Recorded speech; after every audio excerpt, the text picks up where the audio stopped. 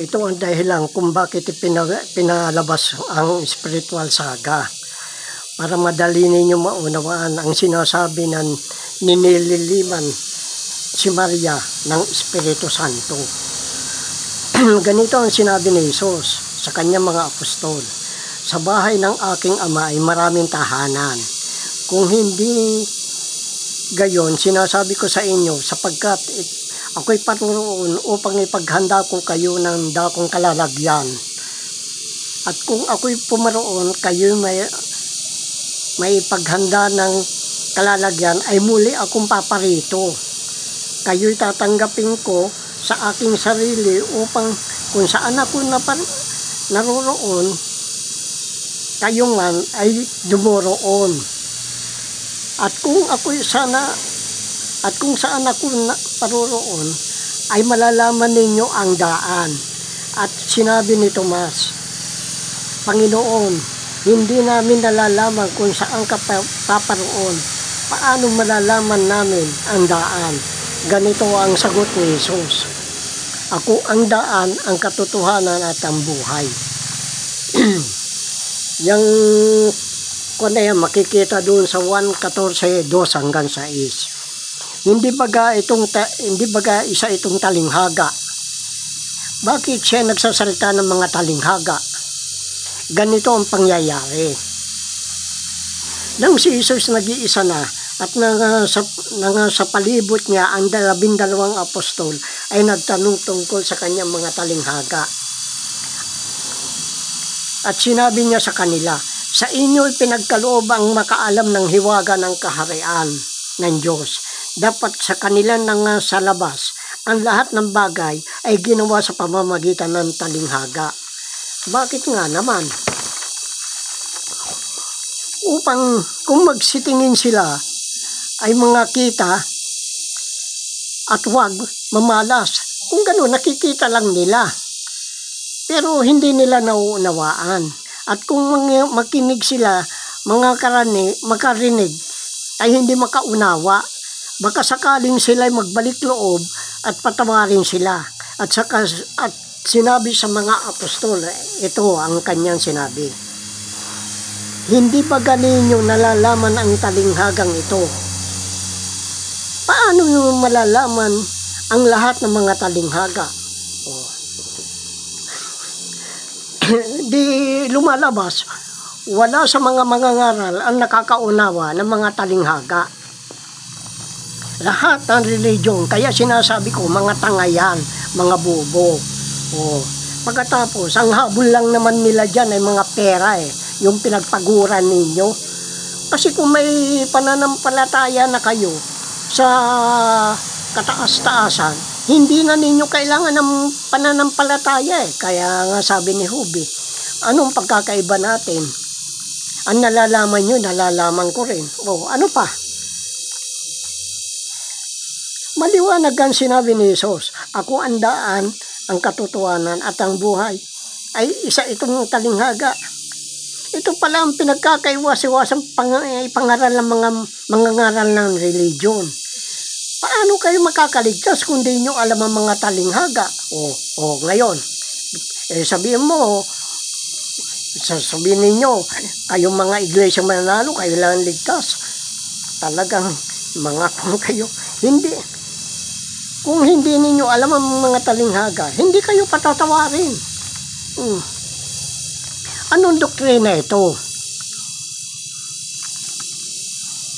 Upang maunawaan ng mga talinghaga, ganito ang sagot ni Jesus.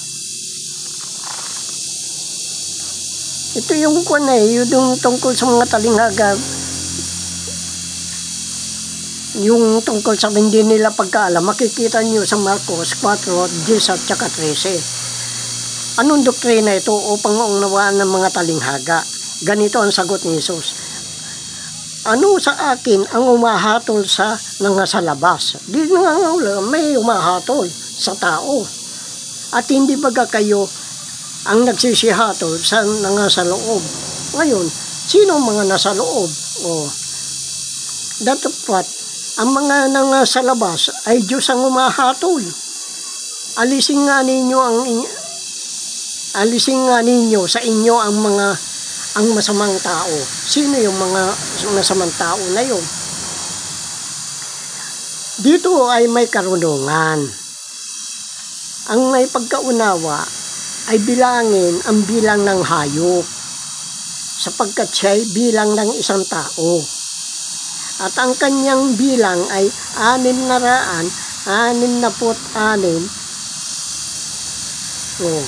666. Saan nakabatay yan? Hindi ba ito yung codename ng Alpha Omega World Martial Program na itinatag ng magnanakaw na Diktador Marcos? Ito yung TBM LSM 666. Kung ganun, itong tatlo na ito yung mga hayop.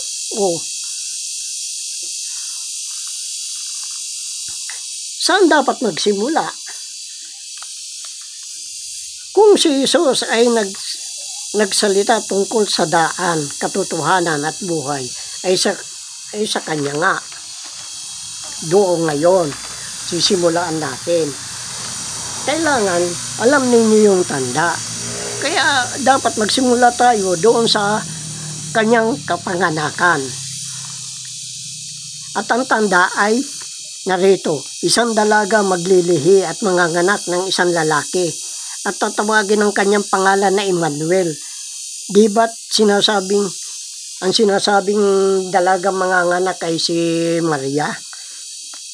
Ang pagkapanganak kay Jesucristo ay ganito.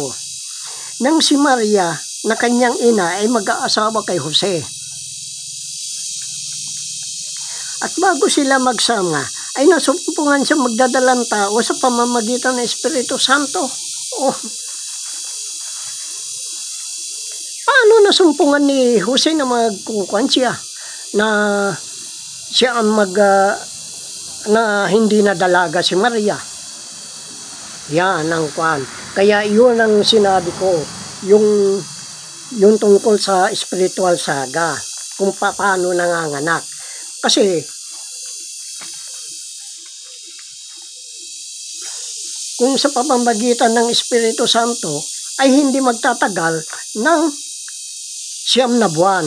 Pero kung na yan, kung narumihan, kasi ang lupa, ang katawan ng tao ay lupa kasi kinuha yan sa kinuha sa alabok Ang katawan ng tao kinuha sa alabok, kaya babalik uli sa alabok pag oras na namatay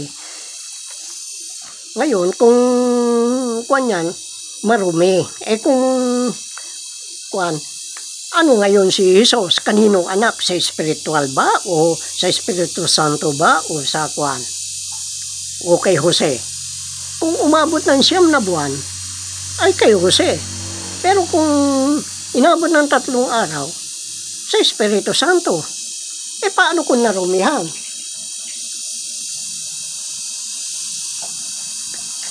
Paano nalaman na magdadalang tao kung hindi niya sinipingan si Maria bago sila magsama? Siguro inaakit ito ni Maria dahil doon sa takot niya na malaman ng mga tao na siya'y buntis, na wala nakagis ng ama. Pero hindi mo din masisi si Maria, kaya tinukso niya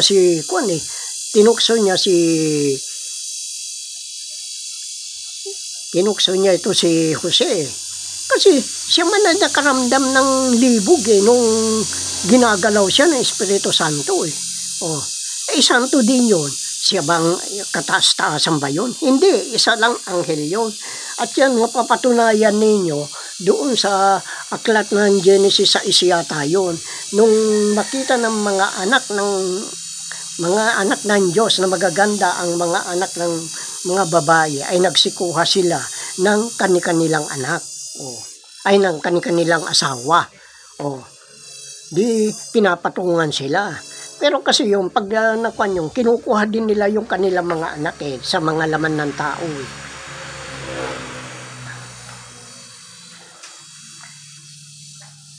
Kaya yun ang bilang patutuo sa Genesis sa Isyata yun.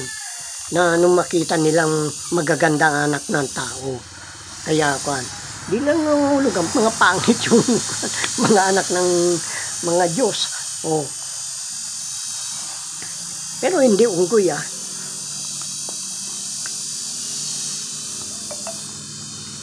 Ngayon, ano ang tanda na napatunayan niya na hindi na dalaga si Maria? Kasi ito, aking kinuha ang babaeng ito. Nang sipingan ko siya, hindi ko siya nasumpungan ng mga tanda ng pagkadonselya. Oh, bakit? Sasabihin ninyong kabastusan, ito nakasulat sa Deuteronomio 22:13 hanggang 17. Kung ganun, ang binhi talaga narumihan. Kaya pinalitan ng Hesus. Yan ngayon. Yung Emmanuel, pinalitan ng Hesus. Sapagkat ililigtas niya ang kanyang bayan.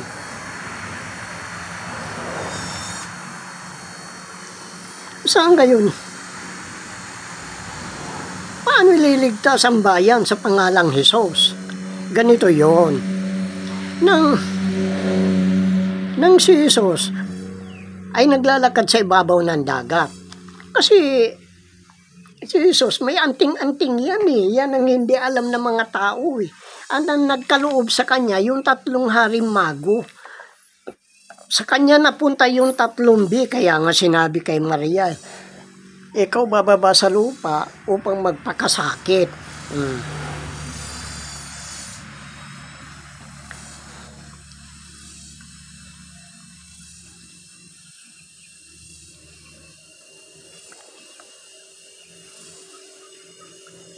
At sinabihan siya ni Pedro nung naglalakad siya sa ibabaw ng tubig nung 4 na araw yatang pagpupuyat yun, na nung makita nung mga nakatulog na yung mga tao niya nandun sa bangka na napalaot ng konti dahil nga dyan sa puyat nila, may nagising na nung makita may naglalakad, sumigaw ng multo. Ngayon, yung pagsigaw niya multo, nagising yung kanyang mga tao, mga alagad. At sinabi ni Pedro sa kanya, Panginoon, kung ikaw yan, paparyanin mo ako. At sinabi naman ni Hesus, halika. Kaya siya lumunsad sa bangka at naglakad sa tubig. Pero nung biglang lumakas ang hangin, natakot siya. Kaya unti-unti siyang lumubog. Kaya ang sabi niya, Panginoon, iligtas mo ako. Kaya inunat ni Jesus ang kamay niya, hinawakan siya at itinaas at saka dinala sa bangka. Ngayon, paano natin ibabatay yung salitang Jesus? Kasi ganito yun Sa letter H, ay sa letter J, yung Jesus, walang letter J sa mga alpabetiko ng Tagalog, mga Pilipino. Kaya pwede natin palitan ng letter H, kaya Jesus. Ngayon, yung babahagiin natin sa dalawa upang malaman natin, i-reverse din natin yung Jesus, kaya unahin natin itong Jesus. Itong Jesus, S-U-S, ay palitan natin ng letter O, yung letter U. Dahil magkasitunog naman Oh. Ngayon, kung mapalitan natin ng letter O yun, ang kwan nun, SOS na. Ano bang kahulugan ng SOS? Yan ay yung sinasabing signal on the sea. Nangangahulugan, merong yung nangangahulugan na meron namimiligro na ngaring inabot ng bagyo o yung isang sasakyan sa dagat, kaya tumatawag ng saklolo. Ayan, simple lang yan, pero hindi ninyo maunawaan kung bakit pinangalanan ng Jesus.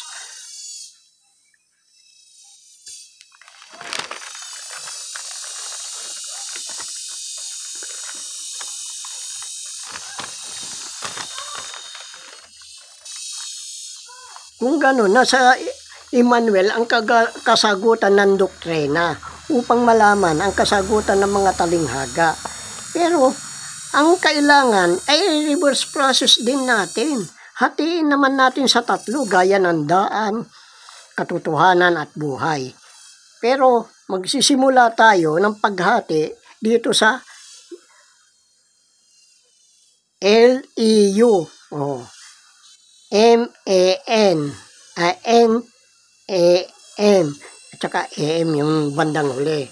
Kaya, kung ibabatay natin sa codename ng TBM LSM 666, ang AM ay yung TBM. Ang man naman ay LSM. At yung karumihan, oil, ay 666. Kaya ngayon, paano natin malalaman itong 666 na ito? Kasi napakahirap ipaunawa ito sa mga tao eh.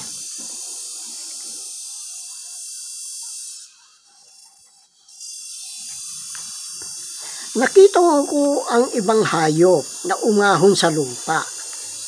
At may 2 sungay na katulad ng isang kordero. At siya nagsasalita gaya ng dragon. At kanyang isinasagawa ng buong kapamahalaan ang unang hayop na sa kanyang paningin. At pinasasamba niya ang lupa at mga nanganahan doon sa unang hayop na gumaling ang unang sugat na ikinamatay. Kasi yung unang hayop na yan, yung yung 10 kautusan. Kasi walang makaganap niyan eh. Yung na yan. Kaya yan yung sinasabing daan, yung sa ipagkaloob ni Jehovah sa mga tao dahil sa katigasan ng kanilang ulo. Dahil yung paglalakbay nila sa daan patungo doon. May isa pang hindi pa ninyo alam eh. Bakit hindi pinasabay si Moses eh? Doon sa paglipat, doon sa dagat ng mapula eh. Pagtawid ng dagat ng mapula, hindi pinasabay si Moses doon.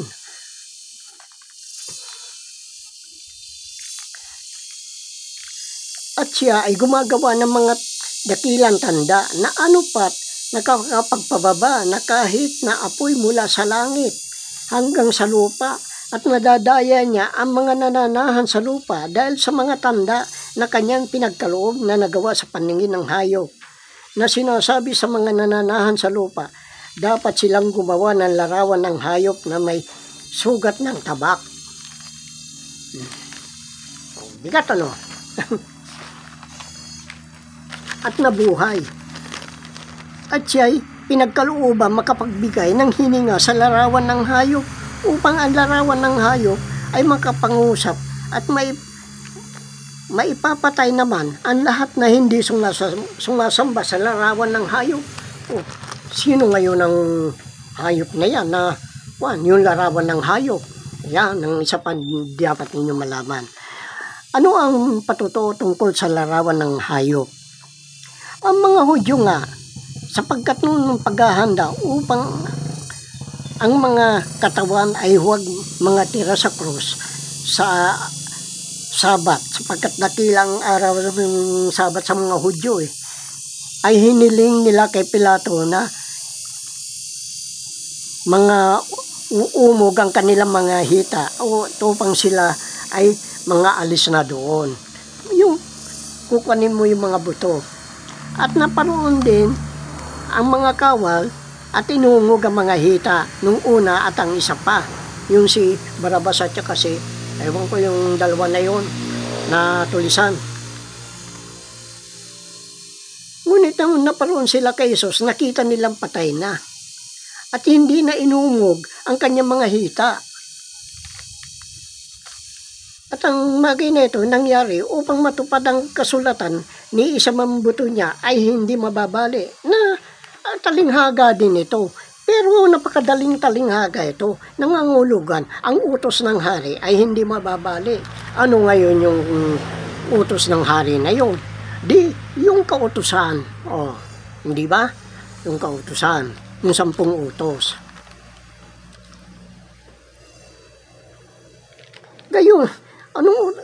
Gayon man, pinalagpasan sa kanyang tagiliran ang isang sibat ng isa sa mga kawal. Pagdakay, lumabas ang tubig at dugo. Ngayon, kung lumabas ang tubig at dugo, maliwanag ang tubig, siyang matandang tipan. Dahil yung pagtawid nila sa dagat ng mapula. At ang dugo naman ay yung bagong tipan na naglalarawan ng ang dalawang ito ng Biblia. Kaya yung sinasabi ninyong sungay na nagsasalita ng kapunsungan ay yung Biblia. Kaya kung hindi kayo naniwala sa Biblia, papatayin kayo. Sa ngayon, hinango yung pabagat na Biblia sa Tore ng Babel. Kasi yan, binigay ko na yung mga, may mga sinulat ako noon, binigay ko na mga kung paano naging Biblia yan kung paano nahango yung sa Babel May mga ginawa na ako noon, hanapin ninyo. Ayaw ko na yung paulit-ulit, kung maaari na babalik na naman doon. Hindi ninyo pinaniwalaan noon, di bahala kayo. Na nagsasabi, hali kayo, magtayo-tayo ng isang bayan natin at isang muog sa taluktok at aabot hanggang langit at magtataglay ng pangalan, baka tayo mangalat sa ibabaw ng lupa. Ano yung ngayon yung pangalan ng bayan? Yan ang kon. Hindi kon yan.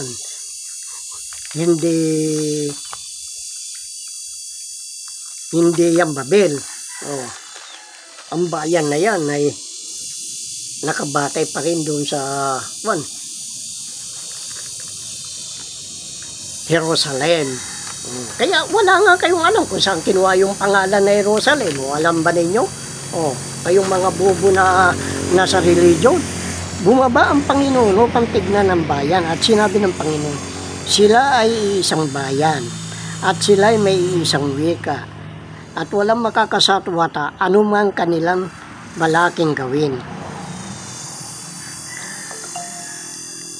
Hali kayo, tayo bumaba dyan at ating guluhin ang kanilang wika. Ano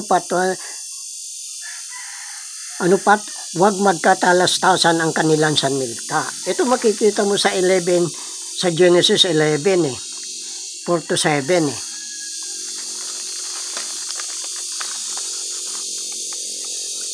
Samantala yung Babel nasa kanya nasa 10 yan.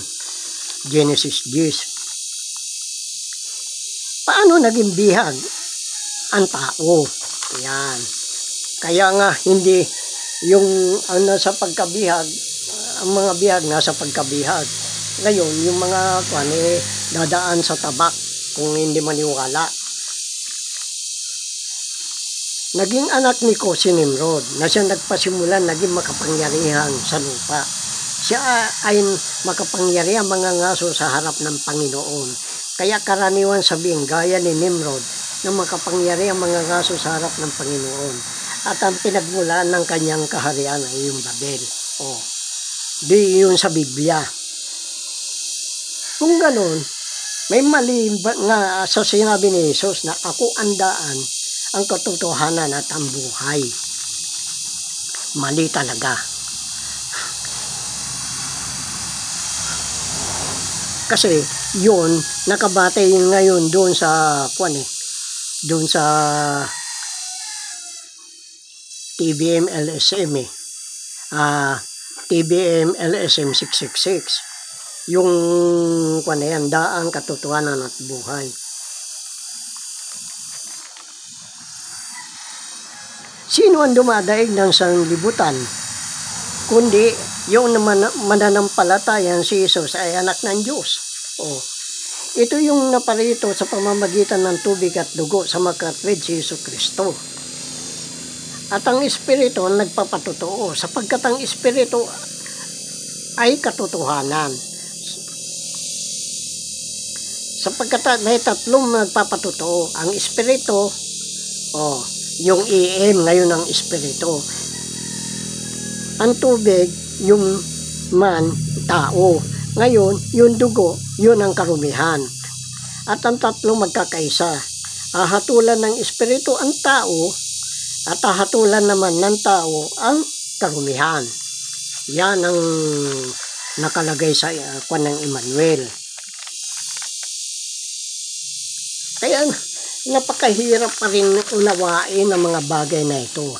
Ngayon, yan ang sinasabi ko. Si Jesus ay tao. Ngayon, paano siya nawala ang kanyang bangkay pagkaraan ng sasabihin 3 araw? Hindi. Pagka sumunod na araw ay nawala ang kanyang bangkay. Kasi nung siya namatay, tinusok dito, lumabas yung tubig at dugo. Ang kanyang espiritu wala. Kaya ay yung kanyang diwa ay wala. Kaya sumbi siya. Ay yung kanyang diwa ay yung kanyang diwa natira pero yung espiritu wala. Kaya nasa comatose siya. Espiritu, diwa, wala. Ngayon, nung lumabas yung espiritu niya, nung sabihin niya, Ama, bakit mo ako pinabayaan? Kasi, nung kanyan, nung isalaksak kasi sa kanya yung may sungka Kasi yung mga, yan ang isang hindi alam na sikreto ng mga tao Yung mahirap mamatay, yung may anting-anting, maski napahiram mo lang ng suka yung bibig niya, mamamatay na yun. Yan ang mga sikretong walang kaalam-alam ang mga tao. Yung mga nabubulok na yung katawan. Kaya yung ganyang pangyayari, lumabas ang espiritu niya. Ngayon, bumalik uli yung espiritu niya. Yung diwa niya nandoon pa rin. Kasi hindi sabay umalis Kung talagang patay si Jesus, sabay umalis yan. Kaya nandoon pa rin yung diwa niya, parang koma siya. Ngayon, ito ngayon espiritu niya, nung may baba siya, ilinibing siya, pinagulungan ng malaking bato. Pagkatapos bumalik uli yung kanya doon. Kaya ang nakita ni Maria ay yung kanya, ni Maria Magdalena. Nung masilip niya na wala na yung bangkay doon. Para papahiran sana niya ng pabango Pero yung ang nangyari doon, kaya muli siya nabuhay. Kaya muli nabuhay nga ang sinabi. Ngayon, asan yung bahay na sinasabi niya? Na pagkukan, hindi ba sabi ni Jesus na maliit siya? Doon sa Lucas yun Lucas 4 yata yun na nung hinahanap siya. Hindi ba dapat ina ay maglagi ako sa bahay ng aking ama? Ano yung bahay na yun? Di simbahan. Ngayon, ano ngayon si Jesus? Di anak ng tao, hindi yan Diyos, hindi yan Panginoon. Kaya napakahirap ipaliwanag sa inyo yan. Ngayon, kung ganyan, ay marami na linlangan tao. Kasi wala sa katotohanan. Kasi may 3 magpapatotoo Ito yung tubig, ay yung espiritu. Yung espiritu, yan ang katotohanan. Yan ang EM, yung kwan. Saan nakabatay naman yung kwan na yan, yung espiritu na yan? Di doon sa kanyang kaharian. At ang kanyang katwiran, doon sa Mateo 6:33. Ngayon, paano mo malalaman ang kanyang kaharian kung wala kayong alam? Pagkatapos sasabihin niyo mga ligtas kayo, mga lintik kayo. Kaya natatawa ako sa inyo.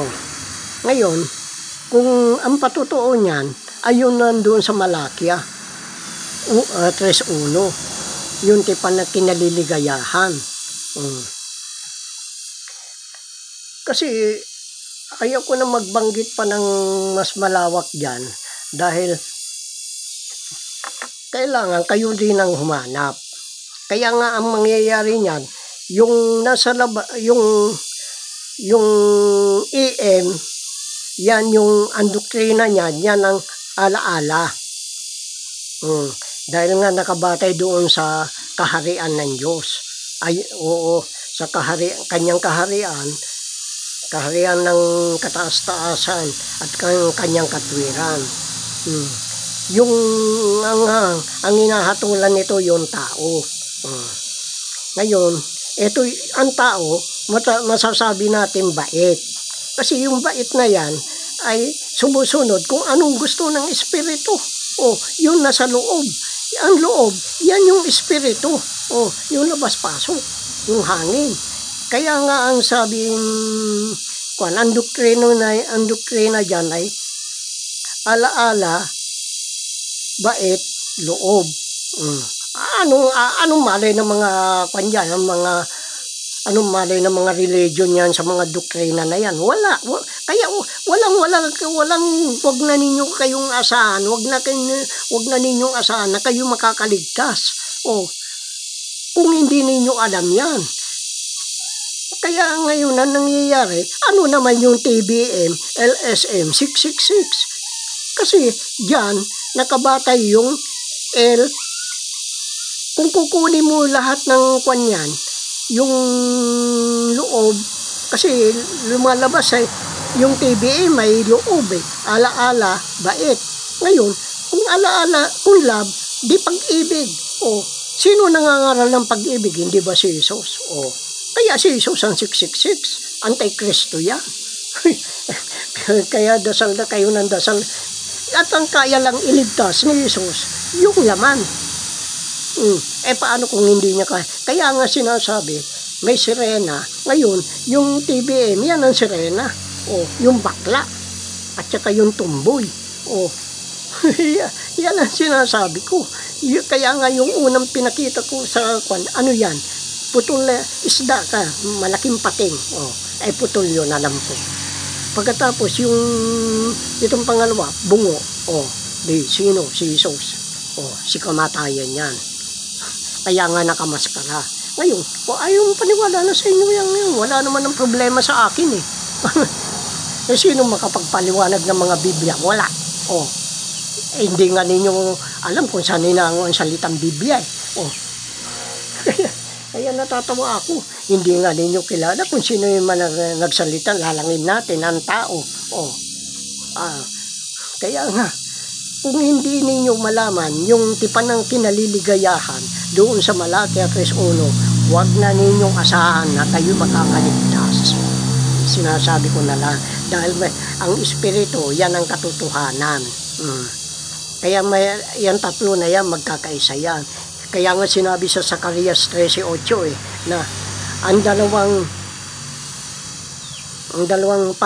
dalawang bahagi ay may iwan at mamamatay. Ang isa may iwan. Kasi nakabatay dyan yung bautismo dito sa ng Jerusalem. Ang hinahanap niya, yun ang una, ay yung hinahanap ng una, yung Jericho. USA, yan ang pulot gata. Yung Lem, yan ang nakasunod. Yung Lem, yan ang Luzon, Visaya, Mindanao. Yan. Yung E, pwede mong palitan ng letter B, kaya Luzon, Visaya, Mindanao. Pero ang hinahanap niya yung una. Ano yun? Yung pagkagiba ng kuta ng Jericho. Ano yung Jericho na yan diyan nakabatay ang bautismo na makikita ninyo doon sa 1:35. Ayan, tapos na. Bahala na kayo.